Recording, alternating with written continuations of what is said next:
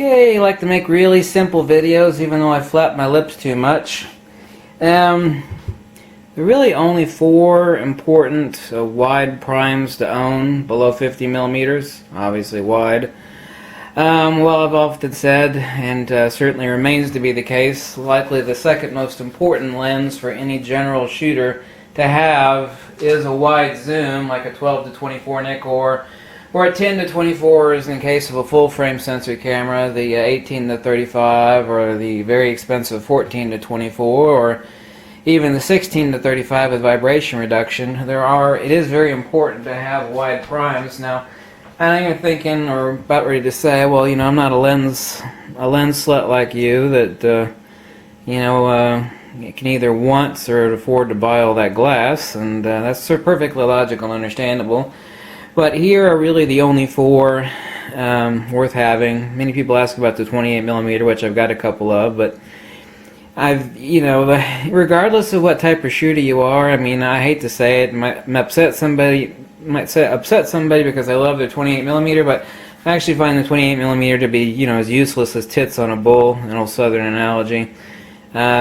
Really the only 4 to have would be the 35 millimeter prime, the 24 millimeter, the 20 millimeter, and the 16 millimeter. Now these are of course for full frame sensor. Obviously all of these are perfect for APS-C crop sensor. However, obviously metering on the D3000 or 5000 is an issue. There's a ways around that, obviously so. And a fisheye version of the DX lens also would be not this 16 millimeter, but rather the 10.5 millimeter fisheye. Now, the next logical question that I can anticipate, having been a chess player, because you're going to always think 2 moves ahead of what someone's either doing or thinking, it's like, well, okay, I'm not going to buy all 4 of them, then which would be the first 2 that you would toss out in that series? And really, it's no question, the first one would be the 24 millimeter, and the second would be, as wonderful and as fun as it is, the fisheye, leaving you with 2 very important wide primes for your full frame camera, which are also great for use, although not as useful on your DX sensor, APS-C crop sensor. That would be the 20 millimeter and the 35 millimeter. As I've stated before in the prior video, the 35 millimeter f2 is top recommendation. It's built better, it's sharper, it has less renditional distortion than its expensive brother, the FX 1.8 f1.8 FX lens, which is $600. Is twice as much. It's not as sharp. It doesn't have as much contrast or color. Now it is just as sharp. It is actually sharper at f2 to f4 than this lens is. However, this lens has better color, contrast, rendition, and it's built better, and it's a better buy by far than the f1.8 FX lens DX 35 millimeter. Top recommendation for FX, I told you in a prior video, on 20 millimeters, the f3.5. It is sharper than the 20 millimeter f2.8 FX lens, unquestionably so. It is a bit rare to find it, but the f20 millimeter f2.8 is also a wonderful purchase. I have it. Now the sharpest 20 millimeter, however, it is $800. That's the G series 20 millimeter f1.8 for $800. It is much larger, and it is a G series. It's a great lens, however, it's a big sucker. As far as whether most people would actually see the tremendous benefits on the f1.8, even though I've used same, I've had same for a few months, it is really questionable. Quarter-and-a-quarter sharpness is perfectly fine on both 20mm f3.5.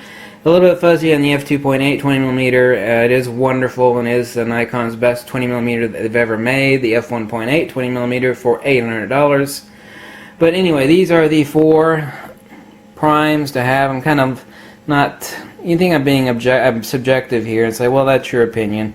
But really, looking at whatever type of shooter you are, you'll basically, you run across one of these 4 as far as wide primes, and everything else is really pretty useless. It's not useless ultimately, and that is a subjective statement. However, it really does kind of boil down to that fact that it is only this 16mm, 20mm, 24mm, and certainly so the 35 millimeter.